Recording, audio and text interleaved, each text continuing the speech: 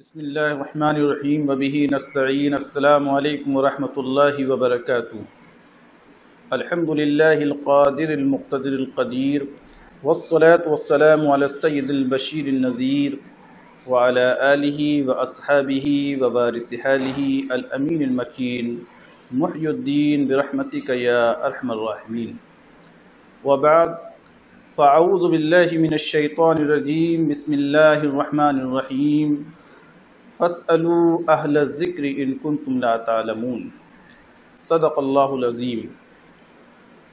معزز سامعین و ناظرین، اللہ رب العزت کا لاکھ لاکھ شکر و احسان کہ ایک مرتبہ پھر مسائل شریعہ پروگرام میں حاضر خدمت ہے۔ کتاب و سنت و فقہ حنفی کی روشنی میں آپ کے سوالات کے جوابات دینے کی کوشش کریں گے۔ کافی تعداد میں سوالات موصول ہوئے ہیں۔ محمد خضر صاحب نے ایک سوال یہ ارسال کیا ہے کہ ہمارے پاس جو سونا ہے ہم اس کی قیمت فروخت کے حساب سے زکوٰۃ ادا کریں یا قیمت خرید کے اعتبار سے، یعنی سونے کی جو قیمت مارکیٹ میں چل رہی ہے اس کے اعتبار سے زکوٰۃ ادا کی جائے گی، یا ہمارے پاس جو سونا ہے اسے ہم فروخت کریں اس کے اعتبار سے زکوٰۃ ادا کی جائے گی۔ دیکھیے خضر صاحب، آپ نے ایک اچھا سوال کیا ہے۔ آپ کے پاس جو سونا ہے یا چاندی ہے اس کی مالیت دیکھی جائے گی کہ اگر آپ اسے مارکیٹ میں فروخت کریں، اسے بیچیں تو کس ریٹ میں وہ بکے گا، اس کی مالیت کیا ہے۔ عام طور پہ مارکیٹ میں خریدنے کے ریٹ کچھ اور ہوتے ہیں اور بیچنے کے ریٹ کچھ اور ہوتے ہیں۔ مثلا اگر آپ کوئی سونا خریدنے جا رہے ہیں اور وہ 1 تولے 50,000 روپے کا ہے، لیکن جب آپ اسے بیچیں گے تو عام طریقہ یہ ہے کہ وہ 50,000 کا نہیں بکے گا۔ تو آپ کے پاس جو سونے کی نوعیت ہے اس میں بھی فرق ہوتا ہے، تو کسی سے جانچ کرا لیں اور جوہری کو دکھا لیں یا کسی سنار سے بات کریں کہ یہ سونا ہمارے پاس ہے، اس کی مالیت کیا ہے۔ اس مالیت کے حساب سے آپ زکوٰۃ ادا کریں گے۔ جتنی مالیت اس کی سنار بتائے گا کہ یہ سونا آپ کا اس ریٹ میں فروخت ہوگا، اتنا سونا ہے تو اس کی مالیت یہ ہوئی، تو اس کا 2.5% آپ زکوٰۃ میں نکالیں گے۔ خرید کے اعتبار سے اس سونے کی زکوٰۃ ادا نہیں کی جائے گی۔ محمد جنید انصاری، انہوں نے ایک سوال یہ ارسال کیا ہے، کیا قبرستان میں بلند آواز سے تلاوت قرآن کی جا سکتی ہے؟ دیکھیے، قرآن کی تلاوت قبرستان میں کی جا سکتی ہے، فقہاء اکرام نے اس کی اجازت دی ہے اور اس میں شرعاً کوئی حرج نہیں ہے۔ آپ بلند آواز سے بھی قرأت کر سکتے ہیں اور اس کا ایصال ثواب مردوں کی ارواح کو کیا جا سکتا ہے۔ لیکن اگر قبرستان میں آس پاس دیگر لوگ ہیں جو ایصال ثواب کر رہے ہیں تو اس بات کا خیال رکھیں کہ آپ بلند آواز سے قرأت نہ کریں، کیونکہ وہ لوگ خود ایصال ثواب کر رہے ہیں، متعدد دعائیں پڑھ رہے ہیں یا قرآن کی وہ بھی خاموشی کے ساتھ تلاوت کر رہے ہیں، تو آپ جو تلاوت کر رہے ہیں وہ ان کے کانوں میں پہنچے گی اور وہ اس کے سننے کا اہتمام نہیں کر پائیں گے۔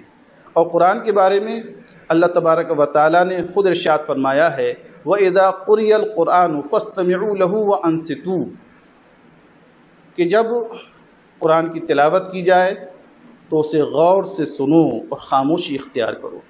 تو تلاوت قرآن کے وقت خاموشی اختیار کرنا اور غور سے سننا یہ ضروری ہے۔ اب بعض حضرات دیگر کاموں میں مشغول ہیں، آپ زور سے قرأت کر رہے ہیں تو اس کا گناہ آپ کے ذمے ہوگا۔ تلاوت قرآن کا جو قاعدہ ہے وہ یہی ہے کہ آپ خاموشی کے ساتھ کریں۔ بلند آواز سے بھی قرأت کی جا سکتی ہے لیکن اس کا سننا ضروری اور لازمی ہے۔ بعض حضرات کو دیکھا جاتا ہے کہ وہ دکان پر سامان فروخت کر رہے ہیں، یہ گھر میں موجود ہیں اور انہوں نے قرآن کی تلاوت کی کیسٹ آن کر دی، ریکارڈنگ چل رہی ہے، قرآن کی تلاوت ہو رہی ہے، وہ اپنے معاملات میں مشغول ہیں، نہ ان کی توجہ ہے، نہ گراہکوں کی توجہ ہے، نہ گھر کے افراد کی ہے۔ تو یہ ایک غلط روش ہے۔ اور ان سے اگر پوچھا جائے کہ بھئی یہ کیوں کر رہے ہیں تو برکت کی نمازوں کا اہتمام نہیں ہے، روزوں کا اہتمام نہیں ہے، زکوٰۃ آپ پر فرض ہے، زکوٰۃ ادا نہیں کی جا رہی ہے، حج فرض ہو چکا ہے، اس کی ادائیگی کا خیال نہیں ہے، لیکن صرف خیر و برکت کے لیے آپ نے ریکارڈنگ چلا دی۔ تو یہ کون سی خیر و برکت ہے؟ جبکہ آپ خود گناہ گار ہو رہے ہیں اور دوسرے لوگ بھی گناہ گار ہو رہے ہیں۔ قرآن کا ارشاد ہے جب قرآن پڑھا جائے تو اسے غور سے سننا ہے، اس کی طرف توجہ کرنا ہے اور خاموشی اختیار کرنا ہے۔ ہر کام ہماری قوم کا یہ المیہ ہو چکا ہے کہ ہر کام انہوں نے خیر و برکت کے لیے کر رکھا ہے، کہ قرآن کی تلاوت کر رہے ہیں تو خیر و برکت کے لیے، صرف ہدایت مقصود نہیں ہے، رہنمائی مقصود نہیں ہے، اپنی زندگی کا طرز عمل بدلنے کے لیے تلاوت نہیں ہو رہی ہے، قرآن کو نہیں پڑھا جا رہا ہے، نمازوں کا اہتمام نہیں ہو رہا ہے۔ تو یہ کون سی خیر و برکت ہے کہ اپنے عمل سے آپ اپنے عمل سے اس کی نفی کر رہے ہیں۔ عمل بھی قرآن کے مطابق ہونا چاہیے، تو لہٰذا قرآن کی تلاوت خواہ مسجد میں ہو یا گھر میں ہو یا دکان پہ ہو یا کسی جگہ بھی ہو، اس بات کا آپ خیال رکھیں کہ اگر زور سے تلاوت کر رہے ہیں تو دوسروں کے معاملات میں خلل پیدا نہ ہو، دوسرے لوگ اسے بغور سنیں۔ اور اگر کسی ایسی جگہ آپ تلاوت کر رہے ہیں جہاں پر لوگ دیگر کاموں مشغول ہیں، ان کی توجہ قرآن کی طرف نہیں ہو رہی ہے، تو آپ خاموشی کے ساتھ تلاوت کریں، زور سے قرأت نہ کریں۔ ہمارے کسی بھائی نے ایک سوال کیا ہے کہ اگر وضو کرنے کے بعد جسم سے خون نکلا تو کیا وضو ٹوٹ جائے گا؟ دیکھیے، اس میں شرعی رہنمائی یہ ہے کہ احناف کے نزدیک جسم کے ظاہر سے اگر خون نکلا اور بہہ گیا تو وضو ٹوٹ جاتا ہے۔ لہٰذا اگر کسی کی نخسیر پھوٹ گئی یا کوئی زخم تھا وہاں سے خون رسنے لگا تو اس کا وضو ٹوٹ جائے گا، اور یہ خون اگر کپڑے کو لگ جائے گا تو کپڑا بھی ناپاک ہو جائے گا، یا کسی اور چیز کو لگ گیا تو پھر اس کا دھونا بھی ضروری ہوگا۔ خون جو ہونا چاہیے بہنے والا ہونا چاہیے۔ مثلا اگر کسی کے زخم ہے اور خون بہا نہیں بلکہ زخم کے اندر ہی رہا تو وہ ناقض وضو نہیں ہے، اس سے وضو نہیں ٹوٹے گا۔ لیکن خون نکل کے بعد اگر ایک دو بوند بھی بہہ گیا تو پھر اس کا وضو ساقط ہو گیا، اسے نئے سرے سے وضو کرنا ہوگا، بغیر نئے وضو کیے اس کی نماز ادا نہیں ہوگی، کیونکہ ہمارے نزدیک دم مسفوح جو بہنے والا خون ہے، جو رگوں سے نکلتا ہے، وہ ناپاک ہے اور وہ ناقض وضو ہے۔ لہذا ظاہر بدن سے اگر کسی کے وہ خون نکلا تو وضو ٹوٹ جائے گا۔ ایک سوال ہمیں یہ موصول ہوا ہے کہ اگر کسی کے پیر میں زخم ہوا اور اس زخم پر پٹی باندھ لی، پانی استعمال کرنا نقصان دہ ہے، ڈاکٹر نے منع کیا ہے، تو کیا ایسی صورت میں وضو کس طرح کریں گے؟ دیکھیے، اگر آپ کے پیر میں زخم ہے اور آپ نے پٹی باندھ لی ہے، پانی کا استعمال زخم کو نقصان دے رہا ہے یا ڈاکٹر نے منع کیا ہے، یا زخم جو ہے وہ تاخیر سے صحیح ہونے کا ظن غالب ہے، تو اس صورت میں آپ کو اجازت ہے کہ پانی استعمال نہ کریں۔ دیگر اعضاء پر پانی استعمال کرنے کے بعد جہاں آپ نے پٹی باندھی ہے اس پٹی پر ہی مسح کر لیں تو آپ کا وضو ہو جائے گا۔ اور اگر پٹی پر مسح کرنے سے بھی تکلیف ہو رہی ہے، زخم شدید ہے، تو پھر مسح بھی ساقط ہو جاتا ہے۔ تو لہٰذا اگر اس زخم سے خون رسا اور خون بہنے لگا تو آپ کا وضو ٹوٹ جائے گا، آپ نئے سرے سے وضو کریں گے۔ لیکن اگر پانی کے بہنے سے، پانی ڈالنے سے جو ہے زخم میں اضافہ ہو رہا ہے یا اس کے ٹھیک ہونے میں تاخیر ہو رہی ہے تو آپ پانی استعمال نہ کریں، اس حصے پر مسح کر لیں۔ اور اگر پٹی کھولنے سے بھی جو ہے تکلیف ہو رہی ہے، وہ بندھی ہوئی ہے، تو لہذا پٹی پر ہی مسح کیا جا سکتا ہے۔ ایک سوال یہ موصول ہوا ہے کہ اگر کسی نے زبردستی طلاق نامے پر انگوٹھا یا دستخط کرا لیے تو کیا طلاق ہو جائے گی، جبکہ زبان سے طلاق کے الفاظ نہیں کہے اور دستخط یا انگوٹھا لگواتے وقت بھی طلاق کی نیت نہیں ہے؟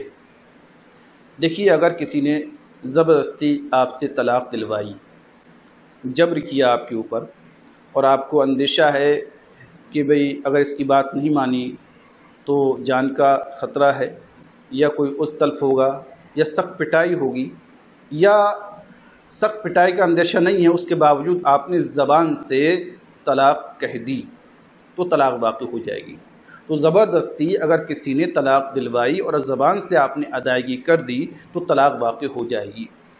لیکن اگر آپ نے طلاق نامے پر صرف دستخط کیے ہیں یا انگوٹھا لگایا ہے، زبان سے الفاظ طلاق کے نہیں کہے ہیں اور دستخط کرتے وقت طلاق کی نیت بھی نہیں ہے، تو فقہاء کرام فرماتے ہیں اس صورت میں طلاق نہیں ہوگی، کیونکہ جو کتابت ہے وہ الفاظ یعنی کلام کے قائم مقام ہے، جو کتابت ہے وہ کلام کے قائم مقام ہے ضرورت کے وقت، لہذا یہاں کوئی ضرورت نہیں ہے۔ لہذا فقہاء کرام فرماتے ہیں طلاق نامے پر کسی نے زبردستی سائن کرا لیے یا انگوٹھا لگوا لیا اور طلاق کی نیت بھی نہیں ہے اور نہ آپ نے زبان سے الفاظ کہیں تو اس صورت میں طلاق نہیں ہوگی۔ ہاں اگر آپ نے زبان سے طلاق کے الفاظ بھی کہہ دیے، خواہ کسی نے جبر کیا ہو آپ کے اوپر، اس صورت میں آپ نے الفاظ کہے ہیں یا ہنسی میں کہے ہیں یا مذاق میں کہے ہیں تو اس صورت میں طلاق واقع ہو جائے گی۔ ندیم صاحب انہوں نے ایک سوال کیا ہے کیا نشے کی حالت میں طلاق ہوگی یا نہیں؟ دیکھیے نشے کی حالت میں طلاق واقع ہو جاتی ہے۔ فقہاء کرام فقہاء احناف کا یہ مذہب ہے کہ اگر نشے کی حالت میں کسی نے طلاق دی تو زجرن توبیقاً اس پر طلاق واقع ہو جائے گی، اور نشہ خود ایک حرام چیز ہے، شریعت نے اس سے منع کیا ہے، اس کا آپ نے ارتکاب کیا، اور حضور نبی کریم صلی اللہ علیہ وسلم نے خود ارشاد فرمایا ہے کہ یہ شراب یا دیگر نشہ جو ہے وہ ام الخبائث شراب کو کہا گیا ہے۔ کیوں کہا گیا ہے؟ کہ حضور نے فرمایا کہ شراب جو ہے وہ برائیوں کی جڑ ہے، برائیوں کی اساس ہے، شراب پی کے آپ نے طلاق دے دی تو طلاق واقع ہو جائے گی۔ سوال یہ موصول ہوا ہے کیا ہاف آستین کی شرٹ میں نماز ہو جائے گی؟ دیکھیے فقہاء کرام نے فرمایا ہے کہ ہاف آستین کی جو شرٹ ہے اس میں نماز مکروہ تنزیہی ہے۔ اگر آپ کے پاس فل آستین کی شرٹ موجود ہے، کرتا یا وغیرہ اور چیزیں موجود ہیں تو اس میں نماز پڑھنا چاہیے۔ اگر یہ نہیں ہے اور آپ نے ہاف آستین کی شرٹ میں نماز پڑھ لی تب تو کوئی مذائقہ نہیں ہے، لیکن اگر ان کی موجودگی میں آپ نے ایسا کپڑے پہنے جس سے کلائیاں آپ کی کھلی ہوئی ہیں، کونیاں کھلی ہوئی ہیں، تو اس سے نماز میں کراہت ہے۔ ایک بھائی نے سوال کیا ہے کہ جب کسی کا آخری وقت آ جائے تو اس کے گھر والوں کو کیا کرنا چاہیے؟ دیکھیے جب جاں کنی کا عالم ہو، موت کے اثرات طاری ہوں اور یہ معلوم ہو کہ اب اس کا آخری وقت ہے تو فقہاء کرام فرماتے ہیں حدیث کی روشنی میں کہ آپ جو ہے مرنے والے کا چہرہ قبل رخ کر دیجئے، یعنی دائیں کروٹ کو اس کا چہرہ کر دیجئے اور اس کے سامنے کلمے کی تلقین کیجئے، یعنی بلند آواز سے آپ کلمہ پڑھیے، اشہد ان لا الہ الا اللہ وحدہ لا شریک لہ واشہد ان محمدًا عبدہ ورسولہ، یا لا الہ الا اللہ محمد رسول اللہ، اسے زور سے پڑھیے تاکہ مرنے والا ان الفاظ کو اپنی زبان سے ادا کرے، کلمہ پڑھ لے۔ اور اگر اس نے کلمہ پڑھ لیا پھر دنیاوی گفتگو میں مشغول ہو گیا تو پھر تلقین کیجیے، اس سے مت کہیے کہ آپ کلمہ پڑھیں، کیونکہ وہ وقت بہت مشکل کا وقت ہوتا ہے، ممکن ہے کہ وہ اکتا جائے یا انکار کر بیٹھے تو پھر یہ بہت برا ہوگا۔ لہذا اس کے سامنے تلقین کا طریقہ یہی ہے کہ آپ کلمے کا خود ورد کرنے لیجئے، جب آپ ورد کرنے لیں گے تو انشاءاللہ وہ بھی اس زبان سے کلمہ پڑھ لے گا، اور جب اس کی روح جو ہے اس کے جسم سے نکل جائے تو آپ اس کے ہاتھ پیر سیدھے کر دیجئے، آپ جو ہے سر سے تھوڑی سے کپڑا باندھ دیجئے اور جو ہے جلد سے جلد اس کی غسل کی تیاری کیجئے۔ ایک بھائی نے یہ سوال ارسال کیا ہے کہ میت کو کس سمت دفنانا چاہیے؟ دیکھیے میت کو دفنانے کا طریقہ سنت یہ ہے کہ آپ اسے قبلہ رخ کیجیے، یعنی اس کا چہرہ قبلے کی طرف ہونا چاہیے اور شمال جنوب میں اسے دفن کرنا چاہیے۔ ایک سوال یہ کیا گیا ہے کہ جنازے کے آگے چلنا کیسا ہے؟ بعض لوگ جنازے کے آگے آگے چلتے ہیں۔ دیکھیے مسنون طریقہ یہ ہے کہ جنازے کے پیچھے چلنا چاہیے، یہ مستحب اور بہتر ہے۔ ہاں اگرچہ بعض احادیث میں یہ آتا ہے کہ بعض صحابہ جنازے کے آگے آگے گئے تو اس کا جواب یہ دیا جاتا ہے کہ کسی مصلحت کی بنا پر یا کسی کہتے ہیں عارضی امر کی بنا پر آپ آگے آگے چلے، حالانکہ حضور نبی کریم صلی اللہ علیہ وسلم کا دائمی طریقہ اور آپ کا طرز عمل ہمارے سامنے ہے کہ آپ نے فرمایا کہ جنازے کے پیچھے چلنا چاہیے اور یہی بہتر ہے۔ دنیاوی گفتگو نہیں کرنا چاہیے۔ بہت سے لوگوں کو دیکھا جاتا ہے کہ جنازے میں شامل ہیں اور دنیاوی گفتگو کر رہے ہیں، ہنس رہے ہیں، بول رہے ہیں۔ اس وقت انہیں آخرت یاد آنا چاہیے، اپنی موت کا وقت یاد آنا چاہیے کہ ہمیں بھی اس دنیا سے رخصت ہونا ہے، ہمیں بھی جو ہے اسی طرح دوسرے لوگ اپنے کندھوں پر لے جائیں گے، تو موت کی تیاری کریں، اپنے اعمال کو سدھاریں، عبرت حاصل کریں، کلمے کا ورد کریں، ذکر کریں، کیونکہ یہ جو حکم دیا گیا ہے نماز جنازہ کا، یہ تو میت کا حق ہے، دفن کرنے کا اس میں بھی ثواب ہے، لیکن سب سے بڑی اس میں حکمت یہ ہے کہ آپ کسی کو دفن کرنے لے جا رہے ہیں تو اس سے خود عبرت حاصل کریں۔ قبرستان کو دیکھیں، کچی قبریں دیکھ رہے ہیں آپ، مردے یہاں دفن ہیں، گھر والے سب چلے گئے ہیں، یہاں دفن ہیں، اور آپ لوگوں کو جاتے ہوئے دیکھ رہے ہیں، نماز پڑھ رہے ہیں، اس کی کہ بے بسی کو دیکھ رہے ہیں، تو یہ سمجھے کہ ایک دن اس دنیا سے ہمیں بھی رخصت ہونا ہے، تو دنیا سے بے رغبتی ہوگی، اس کی بے ثباتی دل میں جمے گی، اور آدمی جو ہے دنیاوی خواہشات سے دوری اختیار کرے گا اور آخرت کو یاد کرے گا۔ یہ عبرت ہے، یہ دنیا سے بے رغبتی کرنے والی چیز ہے۔ لیکن اب جو ہے جنازے میں شریک ہونا، قبرستان جانا، بہت سے لوگوں کو دیکھا جاتا ہے اس سے بھی انہیں کوئی عبرت نہیں ہو رہی ہے، اسے بھی کھیل کود سمجھ رہے ہیں، ہنسی مذاق ایک رسم سمجھ رہے ہیں۔ یہ بہت غلط طریقہ ہے، یہ اللہ کی ناراضگی کا سبب ہے کہ آپ قبرستان میں ہنس رہے ہیں، مردے کو دفن کیا جا رہا ہے، آپ موبائل میں مست ہیں، مردے کو دفن کیا جا رہا ہے، آپ چیٹ کر رہے ہیں، یہ غلط طریقہ ہے، اور اس سے کہتے ہیں دنیا کی رغبت پیدا سمجھ میں آ رہی ہے کہ اس سے آخرت کا خوف ہی نہیں ہے، مرنے کا ڈر ہی نہیں ہے کہ اللہ کی بارگاہ میں پیشی ہوگی۔ تو پھر آپ کو جنازے کے ساتھ اس بات کا خیال رکھنا ہے کہ اس کے پیچھے پیچھے جائیں، آواز نہ کریں، دنیاوی گفتگو نہ کریں، بلکہ اپنی موت کو یاد کریں، آخرت کو یاد کریں، اور یہ سمجھیں کہ ایک نہ ایک دن ہمیں بھی اسی مٹی میں دفن ہونا ہے اور اللہ کی بارگاہ میں اپنے عمل کو پیش کرنا ہے، اپنے عمل کی جزا و سزا ملنا ہے۔ لہذا اپنے اعمال کو جو ہے اچھا کریں، نمازوں کا اہتمام کریں، روزے رکھیں، خیر کے کام کریں، یہی دنیا میں اور آخرت میں آپ کو فائدہ دینے والے ہیں۔ ایک بھائی نے یہ سوال کیا ہے، کیا شرمگاہ کو ہاتھ لگانے سے وضو ٹوٹ جاتا ہے؟ دیکھیے، شرمگاہ کو ہاتھ لگانے سے وضو نہیں ٹوٹتا ہے۔ ایک سوال ہمیں یہ موصول ہوا ہے، کیا عورت امامت کر سکتی ہے؟ کیا عورتیں گھر والوں کے ساتھ جماعت سے نماز پڑھ سکتی ہیں؟ دیکھیے، فقہ حنفی میں عورتوں کی امامت مکروہ تحریمی ہے۔ اگر عورتوں نے امامت کری تو یہ ناجائز ہے۔ ہاں، اگر گھر کے اندر کہتے ہیں کسی مرد نے نماز پڑھائی تو عورتیں بھی پیچھے سے شامل ہو سکتی ہیں، اس میں کوئی کراہت نہیں ہے، امام مرد ہونا چاہیے۔ اگر ایک عورت ایک مرد نماز پڑھ رہے ہیں تو عورت کو پیچھے ہونا چاہیے، لیکن وہ اس کا محرم ہو، شوہر ہو یا محرم ہو، کیونکہ خلوت بالاجنبیہ شریعت میں حرام ہے۔ لہذا گھر والے موجود ہیں، کوئی مرد نماز پڑھا رہا ہے، گھر کی عورتیں پیچھے سر میں کھڑے ہو کر نماز پڑھ لیں تو کوئی مذائقہ نہیں ہے۔ عورت کا امامت کرنا فقہاء کرام کے نزدیک احادیث مبارکہ کی روشنی میں جو ہے مکروہ ہے۔ ایک سوال ہمیں یہ موصول ہوا ہے، کیا بزرگان دین کی تصویر گھر میں خیر و برکت یا محبت میں لگائی جا سکتی ہے؟ دیکھیے، محبت وہی قابل قبول ہوتی ہے جو شریعت کی قید میں ہو، شریعت نے جس کی اجازت دی ہو۔ محبت کے نام پر غلط رسم اختیار کرنا یا بزرگوں کی تصویر لٹکانا یہ ناجائز ہے، اس سے پرہیز کرنا چاہیے۔ بزرگوں سے محبت کا طریقہ یہ ہے کہ ان کے نقش قدم پر چلیے، انہوں نے جو اچھی باتیں بتائی ہیں اس پر عمل کیجیے، شریعت کی پابندی کیجیے، جو ان کا طرز عمل تھا شریعت کی روشنی میں، شریعت پر چلنا، اس کو اختیار کیجیے۔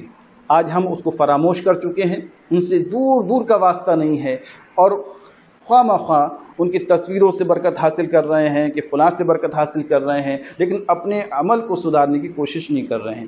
لہذا گھر کے اندر کسی کی تصویر نہ لگائیے، اسلام میں جائز نہیں ہے، اس سے خیر و برکت نہیں ہوتی ہے۔ بزرگوں کے لیے کے واسطے سے دعائیں کیجیے، ایصال ثواب کیجیے، ان کے نقش قدم پر چلیے، اس سے گھر کے اندر خیر و برکت ہوگی۔ گھر کے اندر جو ہے آپ نمازوں کا اہتمام کیجیے، قرآن کی تلاوت کیجیے۔ آج ہمارا مسلم معاشرہ اس سے محروم ہو چکا ہے۔ حضور نبی کریم صلی اللہ تعالیٰ علیہ وسلم نے ارشاد فرمایا کہ جس گھر میں سورہ بقرہ کی تلاوت ہوتی ہے شیطان اس سے دور جاتا ہے۔ آج تلاوت کے نام پر گھر میں کیا ہو رہا ہے وہ ہم سب جانتے ہیں، کتنی جو ہے کہ غلط روش ہم لوگوں نے اختیار کر رکھی ہے۔ تو لہٰذا کسی کی بھی تصویر گھر میں لگانا درست نہیں ہے۔ ایک سوال یہ موصول ہوا ہے، کیا عشاء کی 2 رکعت سنت سے پہلے وتر کی نماز پڑھی جا سکتی ہے؟ دیکھیے، عشاء کی 2 رکعت سنت سے پہلے وتر کی نماز پڑھنا یہ خلاف سنت ہے۔ سنت طریقہ یہ ہے کہ پہلے آپ 2 رکعت عشاء کی سنتیں پڑھیں اور اس کے بعد وتر کی نماز پڑھیں۔ لیکن اگر کسی نے وتر سے پہلے سنت پڑھ لی تو اس کی نماز ہو جائے گی، لیکن اگر وتر عشاء کی نماز سے پہلے پڑھے تو پھر وتر ادا نہیں ہوں گے، کیونکہ عشاء کی نماز پڑھنے کے بعد وتر کا وقت شروع ہوتا ہے۔ عشاء کی نماز سے پہلے وتر کی نماز ادا نہیں کی جا سکتی۔ ایک سوال کسی بھائی نے یہ بھیجا ہے، کیا غصے کی حالت میں طلاق ہو جاتی ہے؟ دیکھیے بھائی، کون سی طلاق ایسی ہے جو خوشی کی حالت میں ہوتی ہے؟ آپ نے کسی کو دیکھا کہ اس نے خوشی کی حالت میں طلاق دی ہو؟ طلاق غصے کی حالت میں ہوتی ہے اور طلاق واقع ہو جاتی ہے۔ ہمارے نوجوان شرعی مسائل سے ناواقف ہیں، اس لیے وہ بہت سے یہ سمجھتے ہیں جب تک 3 بار طلاق نہ دی جائے طلاق ہوتی نہیں ہے۔ یہ شریعت سے ناواقفیت دوری کی علامت ہے۔ شریعت نے ان کے اوپر بڑی گنجائش کی تھی، لیکن تنگی انہوں نے خود بخود کر لی ہے۔ ایسا ہی ایک واقعہ پیش آیا، دارالفتہ میں ایک شخص آئے، ان کے ساتھ کئی معمر لوگ تھے، ان کے بیٹے نے طلاق دے دی۔ اب میں نے شرعی مسئلہ ان سے عرض کر دیا تو وہ کچھ ناراض سے ہو گئے کہ دیکھیے 3 لفظ بول دیے اور طلاق واقع ہو گئی، گھر اجڑ گیا۔ تو میں نے کہا، دیکھیے رشتے 2 قسم کے ہوتے ہیں، ایک خونی رشتہ ہوتا ہے، یہ خون سے جڑا ہوتا ہے، جیسے ماں باپ کا رشتہ ہے، بہن بھائی کا رشتہ ہے، ماں بیٹی کا رشتہ ہے، یہ توڑنے سے بھی ٹوٹیں گے نہیں، ختم نہیں ہوں گے، کیونکہ ان کا تعلق خون سے ہے۔ لیکن میاں بیوی کا رشتہ خونی رشتہ نہیں ہوتا ہے۔ جن عورتوں کو شریعت نے حرام کر دیا ہے ان کو ترک کر کے آپ 3 بول بولتے ہیں، قبول ہے، قبول ہے، قبول ہے، اور آپ کا ایک اجنبی عورت آپ کی بیوی بن جاتی ہے، شریک حیات بن جاتی ہے، اللہ نے اسے اپنی جائز کر دیا۔ تو یہ رشتہ 3 بولوں سے قائم ہوا ہے، جبکہ آپ ایک بار بھی اگر قبول کر لیں گے تو یہ میاں بیوی کا رشتہ قائم ہو جائے گا، 2 گواہ ہوں، قاضی نکاح پڑھا دے۔ تو لہٰذا یہ رشتہ الفاظ سے جڑا ہے، لہذا آپ نے 3 الفاظ کہہ دیے، طلاق ہے، طلاق ہے، طلاق، رشتہ ختم ہو جاتا ہے۔ ایک بار بھی طلاق دے دیں تو بھی طلاق ہو جاتا ہے۔ لیکن شریعت نے آپ پر تنگی نہیں کی تھی۔ یہ مسائل شرعیہ نہ جاننے کی بنیاد پر ایسے قدم اٹھاتے ہیں نوجوان کہ پھر ان کے پاس کوئی آپشن نہیں ہوتا ہے۔ یعنی 3 طلاق یہ آخری آپشن تھا، انہوں نے پہلا آپشن سمجھ کے اسے استعمال کر لیا اور اپنا گھر تباہ کر دیا۔ شریعت کا اصول یہ ہے کہ اگر میاں بیوی کے اندر نا اتفاقی ہو جائے، ان میں نبھاؤ نہیں ہو رہا ہے، تو پہلے ان میں صلح صفائی کی کوشش کی جائے، آپس میں صلح صفائی کریں۔ وہ نہ ہو تو ایک لڑکی والے کے گھر سے آ جائے اور ایک ذرا سمجھدار آدمی لڑکے والوں کی طرف سے آ جائے اور دونوں کے اندر صلح کر دے۔ اگر اس کے باوجود صلح نہ ہو، نبھاؤ نہ ہو، تعلقات باہم صحیح نہ ہوں، حقوق اللہ کی ادائیگی، حقوق العباد کی ادائیگی درست نہ ہو رہی ہے، تو پھر شوہر جو ہے ایک بار طلاق دے دے۔ اس کے بعد تقریباً 3 مہینے کا وقت ہے اپنا اچھا برا سوچنے کا، بیوی بچوں کے سوچنے کا کہ بھئی یہ طریقہ میرا صحیح ہے یا نہیں ہے۔ اگر اسے اپنے اس عمل پر پچھتاوا ہو تو پھر وہ رجوع کر سکتا ہے، وہ اپنے 2 گھر والوں کے ساتھ یہ کہہ سکتا ہے کہ میں نے اپنی بیوی کو اپنے نکاح میں واپس کیا، نیا نکاح کرنے کی ضرورت نہیں ہے۔ اگر یہی عمل 2 مرتبہ ہوئے، یعنی 2 مرتبہ طلاق دی ہے اور تقریباً 3 مہینے کا پھر وقت اس کے پاس ہے، عدت گزرنے سے پہلے اگر اسے اپنے اس عمل پر پچھتاوا ہو، ندامت و شرمندگی ہو اور اسے یہ لگ رہا ہے کہ میں نبھاؤ کر لوں گا، تو پھر دوبارہ نکاح کرنے کی ضرورت نہیں ہے، پھر رجعت کر سکتا ہے۔ بہتر و مستحب طریقہ یہ ہے کہ اپنے 2 گھر والوں کے ساتھ بیٹھ کر کہ میں نے اسے نکاح میں اپنے واپس لیا۔ ہاں، اگر عدت گزر جائے، 1 مرتبہ یا 2 مرتبہ آپ نے طلاق دی ہے اور عدت گزر جائے، عدت ختم ہو جائے، اس کے بعد بھی چاہے وہ 2-4 مہینے گزر گئے، 10 مہینے گزر گئے، آپ جدید نکاح کر لیں گے۔ آپ جو نئے سرے سے آپ نے 2 گواہوں کے سامنے، قاضی کے سامنے نکاح پڑھا دے گا، نکاح ہو جائے گا۔ آخری آپشن 3 طلاق کا رہتا ہے۔ تو شریعت نے تو بہت سی گنجائشیں دی ہیں، لیکن آپ کو جو وقت سوچنے سمجھنے کا تھا، آپ نے اس سے درکنار کرتے ہوئے اس وقت کو ایک جملے میں ادا کر کے طلاق دے دیا، وہ نکاح سے خارج ہو گئی۔ اب اس کے بعد آپ دارالفتہ جا رہے ہیں، اپنے لیے کوئی ہیلا سازی، یا وہاں سے جو فتویٰ مل رہا ہے اب اس کے اندر آپ ہیلے نکال رہے ہیں۔ بہت سے لوگ ایسے ہوتے ہیں جو بتاتے ہی نہیں، اور بہت سے بتانے کے بعد بھی اس مسئلے کی نوعیت سمجھ رہے ہیں لیکن جو ہے وہ اس پر عمل نہیں کرتے، خود بھی گناہ گار ہوتے ہیں اور پوری زندگی بدکاری میں گزارتے ہیں۔ تو اللہ رب العزت کے نزدیک اگرچہ طلاق مباح ہے لیکن سب سے ناپسندیدہ چیز ہے، یعنی جب کوئی آپشن نہ ہو، میاں بیوی شریعت کی پامالی کر رہے ہوں، شریعت پر عمل نہیں کر پا رہے ہیں، ایک دوسرے کے حق ادا نہیں کر پا رہے ہیں، ظلم و ستم کر رہے ہیں، تب طلاق ہے، جب زندگی اجرن ہو جائے۔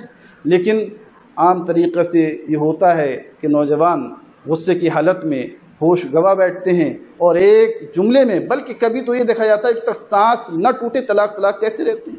یہ شریعت کے ساتھ کھلواڑ ہے، آدمی خود گناہ گار ہوتا ہے اور اس کی آخرت میں سخت پکڑ ہوگی۔ آج شادی ہوتی ہے تو دیکھا یہ جاتا ہے بہت سی غلط رسمیں رائج ہیں، لیکن نکاح کیا ہے، بیوی کے حق کیا ہیں، شوہر کے حق کیا ہیں، کن حالات میں طلاق ہوگی، نہ بیوی جانتی ہے نہ شوہر جانتا ہے۔ تو اس کے لیے ایک بہتر عمدہ حل یہ ہو سکتا ہے کہ شادی سے 2-3 مہینے پہلے ایک عالم سے رابطہ کرے شوہر جس کی شادی ہونے والی ہے اور لڑکی بھی، اور وہ جانے کہ ایک نئی زندگی شروع کرنے والے ہیں، اس میں کیا حقوق ہیں، کیا شرائط ہیں، نکاح کے کیا شرائط ہیں، اگر کوئی ناچاقی ہو جائے تو اس کے کیا شریعت نے قوانین بیان کیے ہیں، کیونکہ شریعت ہماری وہ مکمل طریقہ زندگی ہے۔ اگر بچے کی پیدائش سے لے کر قبر میں جانے تک جتنے بھی مسائل درپیش ہیں، الحمدللہ شریعت نے واضح طور پر ان کا حل بیان کر دیا ہے۔ کوئی مسئلہ ایسا نہیں ہے جس کا شریعت نے حل بیان نہیں کیا ہے۔ تو لہٰذا غلط رسومات میں پڑھ کر فضول پیسہ تو ہم خرچ کرتے ہیں، لیکن جو چیز ادا کرنے جا رہے ہیں اس کی ہمیں توجہ نہیں ہے کہ اس کے کیا حقوق ہیں، کیا شرائط ہیں، کیا بیوی کے حق ہیں، کیا شوہر کے حق ہیں، اگر ناچاقی نا اتفاقی ہو جائے تو اسے کس طرح سلجھانا ہے، طلاق کس طرح دینا ہے، یہ تمام مسائل سیکھنے کی ضرورت ہے۔ آج کے ایپیسوڈ میں انہی سوالات کے جواب پہ اکتفا کیا جا رہا ہے۔ اگر آپ کو کوئی سوال آپ کے ذہن میں ہے اور اس کا جواب آپ چاہتے ہیں تو اسکرین پر ایک نمبر نظر آ رہا ہوگا، آپ اسے نوٹ کیجئے اور اس پر آپ میسج کر سکتے ہیں۔ انشاءاللہ کتاب و سنت اور فقہ حنفی کی روشنی میں اس کے جواب دینے کی کوشش کریں گے۔ والسلام علیکم، خدا حافظ۔